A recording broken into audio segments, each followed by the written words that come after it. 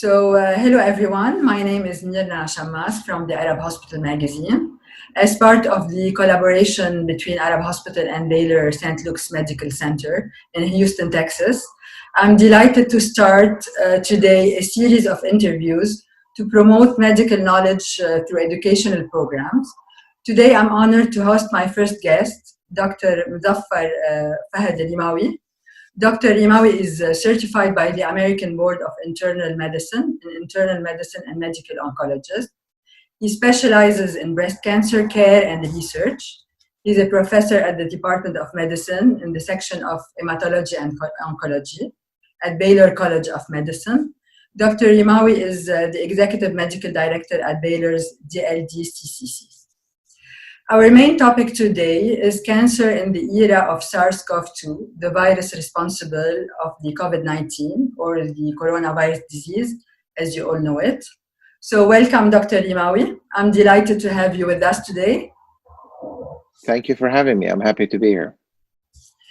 So we'll start our questions with my first question about cancer patients. Are cancer patients at a higher risk of COVID-19 infection, and why? This is, of course, a complex question because different cancer patients are treated differently and are different phases of their battle against cancer. Of course, I think needless to say, everyone needs to be careful in this era of pandemic for their safety and well-being, as well as others.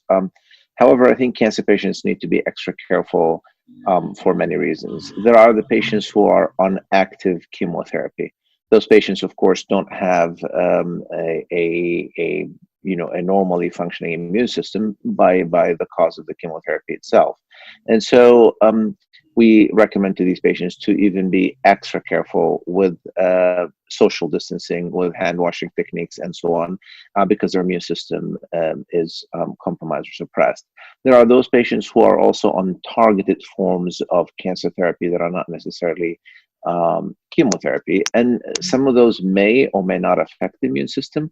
Some of them, actually, we don't know how they affect the immune system. Meaning that there are some newer drugs, and of course this pandemic is new, and so we may not know exactly what the immune system is doing in these patients. And of course in those patients it's important to be extra careful as well. And of course, there are the patients who are either on maintenance therapy, like hormonal therapy for breast or prostate cancer, or surveillance for colon cancer and lung cancer, and so on.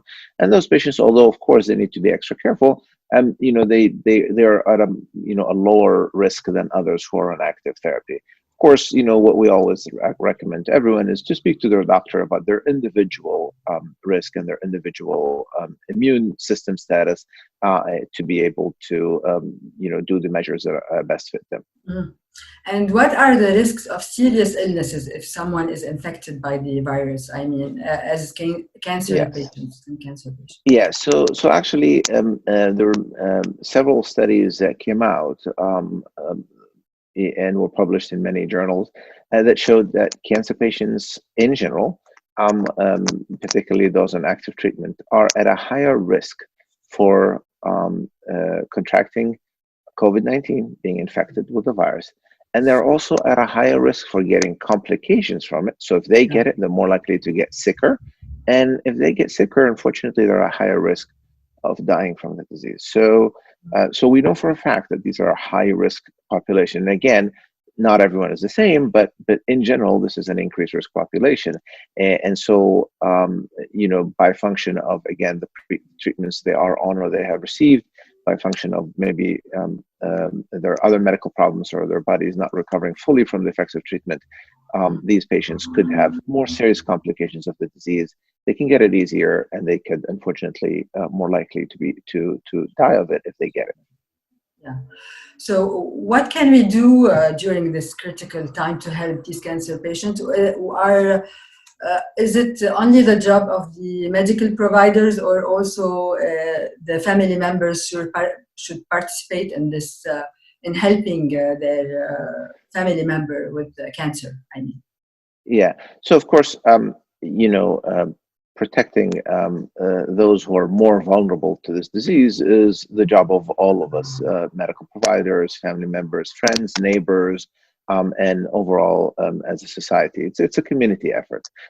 So I'll give you examples. Of course, as medical providers, we need to be taking extra care of these patients in this time of pandemic, making sure that we, get them to out of the house only when they need to, like to receive treatments or get medical follow-ups. I know many institutions in the U.S. and around the world have instituted telemedicine to be able to talk to these patients remotely if needed. So on the one end, from medical providers, keep them safe when they come to our clinics and hospitals, and then when we then don't need to, keep them at home. Of course, our nurses, our medical providers, our staff, all are together on this mission. But also, family members and neighbors and friends could also help. For example, if there's a cancer patient who needs grocery shopping, let's do their grocery shoppings for them. Deliver it to their home. We don't have to go in and visit with them. Just deliver it to their home, give them a ring and say, it's right outside waiting for you. To help with disinfecting measures for the stuff that they need, like if they need a wheelchair or some medical equipment, and they have to go out and back and forth, so we can help them with disinfecting them or disinfecting the items that come into their homes, with cleaning supplies and so on. We can help them, of course, in their tasks daily if they need help with taking care of themselves or cooking. And I know our Arab societies are usually very closely knit, and there's always family and friends taking care of the patient. Also, we can protect them by not being there. So, we want to check on them, right? We have a sick family member. We have, we want to check on them, or a friend. Let's not visit them in this time of pandemic. Let's call them, or let's do some video call with them. Check on them, make sure that they feel supported and loved, but not necessarily showing up, to their home and potentially unintentionally, putting them at the risk of getting the infection. Yeah. Okay. So these are some of the measures that I think people could take, and there are others. And I think the hardest is the matter of you love someone, you care about Especially them, the and you want to youngest, go see them. they shouldn't visit the Exactly. elderlies and. Exactly. So, the biggest example is the grandchildren, right? Wanting to visit their grandfather or grandmother. And of course, they bring joy to their heart, and that's wonderful. But in this time of pandemic, we know that children could be asymptomatic carrier. They could have the virus and not get sick and spread it. So maybe we can get them on a video call with them and achieve some of that element without putting them at risk. So we know that cancer patients have a immunity deficit somewhere because of their treatments and because of the cancer. What could they do to strengthen this immunity system? Can you advise them to take, for example, supplements, vitamins, or is there anything to do to enhance their immunity system?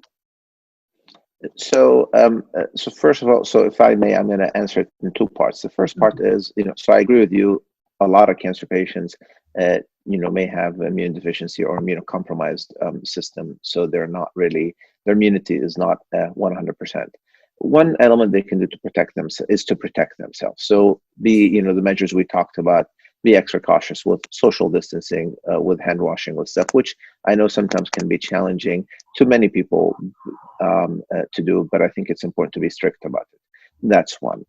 The second is in terms of what they do. I think the most important thing is to be eating a healthy, balanced diet as much as possible. Of course, we know that sometimes the treatment itself affects the appetite or their ability to eat certain foods. But if they can actually eat a healthy, balanced diet that's rich in fruits and natural, like fruits and vegetables that are fresh, eating, fish and poultry, legumes and beans, and red meat in moderation, olive oil. These foods, nuts like almonds and walnuts, these foods that we know are very healthy, and they also happen to be, the type of diet that is, used or prevalent a lot in our Arab world and our communities. So that's very important. It's more important than taking supplements. Now, there are some supplements that are important depending on the illness. So some patients with breast or prostate cancer, their treatments affects their bone health. So we recommend to them to take calcium and vitamin D. that helps their bone health. There are patients with some gastrointestinal issues that they would need supplements with, like you know, some natural cultures and bacteria to support So their I think nutrition like probiotics and stuff. But in terms of nutrition, what I don't recommend is for people to basically go out and consume large amounts of vitamins.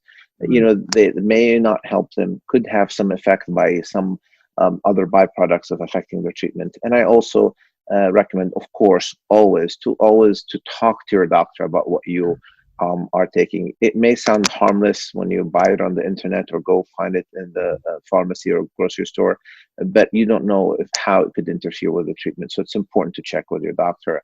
And again, the healthy diet that we eat naturally is a lot better for our systems than supplements, unless they're recommended by the physician. Okay, so you think nutrition can help cancer patients manage, for example, their symptoms, maybe, or it can help them with their play a cure, for example, a role in the cure of cancer also. Do you think is it possible? So it is possible. Of course, there are many things that we still are in the process of researching. So one of the things we learned from our patients and from cultural beliefs that, a lot of the herbs that we know culturally in different cultures work for specific symptoms. Now, scientific institutions, academic institutions and scientific research centers are actually looking at them. What is it in ginger or sage that can help people's gastrointestinal issues, or nausea? What is it in this herb or that medicine that we feel that is good? For the longest time, I know that in our culture, yogurt is felt to be very healthy for your digestive system. It turns out it is, because of the naturally occurring cultures in it, the probiotics and good bacteria. So I think we're coming into studying those good effects of it. We're not yet where we think that nutrition by itself could be a cure, but it could be very important supplement to the treatment. Because if we're eating a healthy diet, we're making a strong body. If we have a strong body, it's more likely to fight cancer. It's more likely to take the treatment of cancer, tolerate it without major side effects, and help with the fight. So I think it's very important. A contributor in the fight against cancer, not yet by itself, but I think many important contributions by a balanced and healthy nutrition. And what do you think about the intermittent fasting? They are saying it has a very positive impact on many diseases, amongst them cancer, I mean. So what do you think about that fasting? So this is fasting is in the Western societies has kind of come up in recent years as a way to maintain healthy body weight and to have some positive health impacts. Of course, in our Arabic societies, many people observe fasting for religious reasons during Lent season or the holy month of Ramadan. So we're very familiar with fasting culturally. There are many positive impacts for fasting that we're starting to learn about. Again, it's one of those things that we're starting to study in the last few years. And generally, it does have positive effects on the immune system. In some studies, it does have positive effects on the overall health of the body. However, I'm going to stress that it is not for everyone. There are people whose treatment or illness or other health conditions they may suffer from other than cancer that makes intermittent fasting not for them. For example, if someone is diabetic, has diabetes, and is taking medication to regulate blood pressure, that person may not be a good person to, a good candidate for intermittent fasting. Other people who have issues related to, digestive health or the frequency of the medications they need. So again, I say always check with your doctor, because your situation may be different. Consult doctors, of course, before starting any alternative medicine, if you want to say that. Absolutely, yes, Yeah, absolutely. And you know, there used to be a time when doctors used to say, just take the medicine and don't do any of those, yeah, complementary stuff. And of course, we all learned from our patients and from our cultures that we need to study those more closely. And there's more studies on it. None, you know, the studies that I mentioned to you are still preliminary, meaning that we still haven't yet dissected out who is the best candidate for these measures. This is why I always recommend to check with the doctor to make sure that the risks and the benefits outweigh the potential risks for anything you do. okay. So, do you think that cancer patients during this time should stick to their treatments as scheduled, or they might be postponed some of their treatments, not to go to the hospital all the time, maybe to avoid getting infected? You know, this is of course a tough call, and you know, many patients around the world struggled with this. Do you show up on time to get the treatment that is important for the disease you're being treated for, in this case cancer, or do you postpone it? And what we have done in many other institutions is you basically assess the situation. You know, what is the potential risk of getting to the hospital, and what is the benefit from the treatment. And many hospital, and many cancer centers, including our cancer center, essentially, you know, did many measures to maximize the safety of the patients with frequent cleaning and sanitizing, with, you know, social distancing in the infusion area and in the waiting area to make sure the patients don't mix, with masking, you know, universal masking. Everyone wears masks and gloves and so on and so forth. So those risks, to lower those risks, although nothing eliminates the risk, of course. I think, again, it's basically a balance. There are patients who have active cancer, who are getting active treatment. I think, you know, should, you know, for the most part, should probably get those on time. There are some treatments that can safely be delayed a few weeks. But what we know right now is, you know, this pandemic, COVID-19, is not something that is going to go away in 2 or 3 weeks or a month. Therefore, I think we need to adjust to it and adapt. And this is what we're doing, and many are doing. But I want to stress and say, as horrible as this pandemic is, and as many lives were unfortunately lost to it, cancer is a major illness, and that we cannot forget that it's the second most common cause of death after heart disease in the world. So we have to basically continue the fight against cancer, because cancer doesn't stop for a pandemic, and neither should we. So this is why I think it is important for us to carry on that. Depending on the situation of the patient, it may be different. Some treatments may be safely delayed or postponed or made less frequent, but I would certainly not say that people should avoid cancer treatment in favor of preventing the pandemic, but rather try to be as safe as possible, but continue your treatment as your doctor recommends. Unfortunately, we see many patients with chronic diseases. They are forgetting about their own disease because they are scared of the COVID-19. That's why. So yeah, and I think me and many other cancer researchers and physicians, we are concerned about the fact that delaying care because of fear of COVID-19 could unfortunately result in losing some of the ground we gained in cancer care with new treatments and early detection, because of, understandably, people are scared of this pandemic and they don't want to take risks. But at the same time, that may result in some cases in delaying diagnosis and potentially curative care for these patients. So I think it is important for people to pay attention if they're having any symptoms that are concerning, to seek medical attention, and of course to basically look at cancer screening, which I think is the hardest thing. Someone is healthy, but do they get their colonoscopy for colon cancer screening? Do they get their mammogram for breast cancer? Yeah, and I think it depends on how good were they about cancer screening in the past. Could it be delayed safely or not? In a lot of cases, it can be. Are they feeling symptoms or not? And this is where I think, please take advantage of the fact that you have a relationship with a physician. Don't make that decision on their own. get their advice and make that decision together with them. Okay, so we know that St. Luke's is participating in a clinical trial for COVID-19 treatment. So we're talking about the remdesivir treatment. Yeah. Yeah. So can you tell us where are you from this study?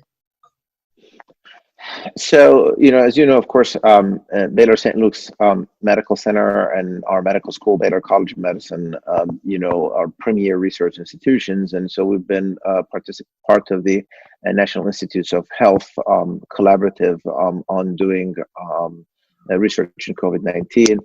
Actually, we, established a dedicated research review council for COVID-19 related clinical trials, and part of my role is to kind of to present the studies related to cancer patients with COVID-19 in the Donald Duncan Cancer Center, which is our cancer center.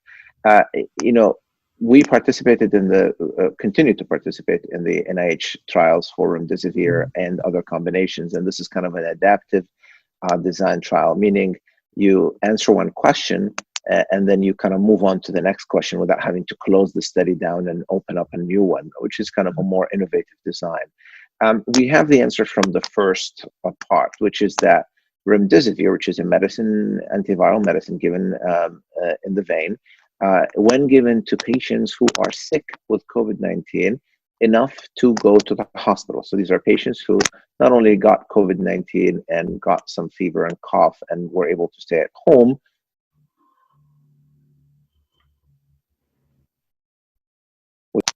but those who got sick enough and got pneumonia, inflammation in the lung, and had to be admitted. If you gave them the medicine, remdesivir, in the vein, then those patients were getting better quicker. And that's important for a patient in the hospital because it's an indication of cure or less chance of complications. So that we participated in and we know the answer for. Now, next, if we add another medicine to it that helps regulate the inflammatory response, the inflammation that the body mounts to deal with the infection. Sometimes it could go overboard and the inflammation itself make the patient sicker. So now we're combining it with another medicine, with remdesivir, with another medicine to basically see if we can improve outcomes. So, and there are many other combinations coming up. And we and other academic institutions around the US are collaborating on that. So, but for example, a cancer patient got infected by COVID-19. What the kind of treatments you give them? So, is it possible they get the same treatment as a regular patient without any chronic disease, or they have a special treatment? So, the most important element is once a diagnosis is made, is to try and triage. Is this patient, doing well enough, feeling well enough, not having severe symptoms to where we can monitor them at home, which is the safest place for them. And again, 85% of the patients are this way. But then being able to checking in on them all the time to make sure that they're not, that when if they start feeling sicker, to send them to the hospital. Once in the hospital, most of the time, it's, most of the care is supportive care. Giving them veins fluids in the vein to, in case that they're not eating or drinking enough, lowering their fever, supporting them with oxygen and so on. In the patients who basically develop this pneumonia, now you can give them the remdesivir in the vein, for 5 days, and it actually decreases their hospital stay, improves their symptoms faster. Of course, cancer patients, depending again, if it's a cancer survivor who's doing well, they may handle the disease very well. If it's a cancer patient who's on active treatment, of course, we're going to be more vigilant with them. So I would say that if a patient who's COVID-19 has cancer and has been on chemotherapy or other treatment that suppresses the immune system, we're more likely to kind of try and bring them into the hospital to make sure that we monitor them more closely, depending on the situation, of course. And then we may be more inclined to treat them earlier with some of the medications available to us, like remdesivir, if they start developing these symptoms. So we're probably going to be more aggressive with these patients to avoid or decrease the chance that their disease would take a turn to the worse. So do you advise a cancer patient, even if he got the infection, the virus infection, but without any symptoms, to go to the hospital or to stay home? Is So it better? most, Yeah, yeah. is it better for him to go to the hospital from the beginning, or he should wait to get his symptoms worse? Or So there are many ways, of course, someone could be diagnosed with that. One is that, a lot of places have just routine testing. You just can drive up to a place and be tested without having symptoms. And some people are developing symptoms. So I would say at the time of diagnosis with COVID-19, of course, there needs to be a communication with a physician, usually a phone call or video call, but any method of communication or evaluation. And then there would be a careful assessment. First of all, what is the risk of this patient? Again, are they a prostate cancer patient who had their surgery 10 years ago and feeling well and have no issues? Or is it someone who's getting active chemotherapy for, cancer? So we assess that risk. How high risk are they? The other one is, what is the symptoms? Are they feeling great? Just a little fever. They took some medication and it's slower now, and they're feeling okay, and they're eating well, and they're drinking well, and they're not short of breath, and they feel comfortable resting at home. They have someone who can kind of help monitor them. And of course that they could kind of quarantine a little bit from others. So if that's the case, then it may be safe for them to stay home versus someone whose immune system is not great. They've been short of breath at baseline, but now they're getting more short of breath. Their fevers is been going on for a while. That patient, we may actually be more on the side of, let's bring you into the hospital and take care of you there. So I wouldn't say as a blanket, if you have cancer and you have COVID, you need to be in the hospital, because there are other, of course, risks of being in the hospital, getting other infections, and so on. And so I think that it really depends on where the patient is in their journey in the fight against cancer, and then how their symptoms are progressing. okay. So it's not a question, it's an observation I can see now around me. So we feel that the virus is weakening all over the world now, especially in the most affected areas like Europe, for example, even in the States. We feel that the virus is weakening and not fading, if you want. It's becoming less aggressive, maybe. So do you think it could go away by itself? For example, this pandemic, this virus could go away by itself, like it came. What do you think about this? One could always hope for the best. Yeah. And so sincerely hope that, wish that, we would just find that it went away one day. So there are multiple hypotheses about what's going on. And it's very hard to dissect one from the other because they all happened at the same time. First of all, that we all became aware, I think, after the initial wave in China, in Wuhan, China, people kind of took a sigh of relief, but then it started appearing in Europe and in the US and all around the world. And then there was the true manifestation of a pandemic. Then people started to do social distancing measures. So, a lot of, countries, the US and Yes. many countries, most countries around the Middle East and the Arab world kind of started social distancing measures. Those, along with the warming weather, which some studies, most recently one from Harvard University, suggested maybe slowing down the virus. So warmer weather, it's not going to, most people estimate that it's going to slow it down, but not make it necessarily go away. So those two things together, social distancing, less travel, less mixing, and as well as the warming weather, may be responsible for that. Now, interestingly, we're observing that some countries in South America are starting to see more cases. So think, for example, Brazil has been really, having high level of cases in recent days. We noticed that this has picked up activity in Russia. So whether, it's because, of the different climates, whether it is because of the social distancing, there's a lot we don't know about this disease yet.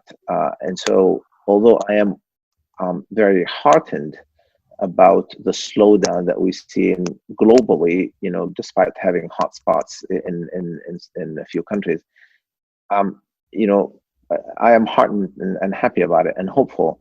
But I think one of the things that we should be mindful of is that we still don't know if that means that the virus is slowly declining and is not coming back, whether when we start opening up and traveling a little more, or moving around more, whether we're going to see it come back or not.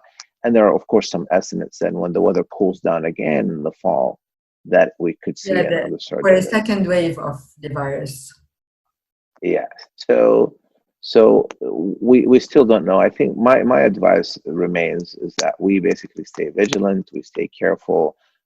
And yes, initially I thought we would just all, shut down, and then stay home, and then for a few weeks, and then hopefully this will be behind us. We now know that we're going to have to adapt to it for a number of months, hopefully not years. But and so I think that we have to balance the needs of people getting to work and production and the economy moving, so that people could earn their living and not be in dire situations. But at the same time, of course, not forget about the most important thing is public safety and the life and the health of our citizens. So it's a tough balance, but I think we have to find a middle ground there.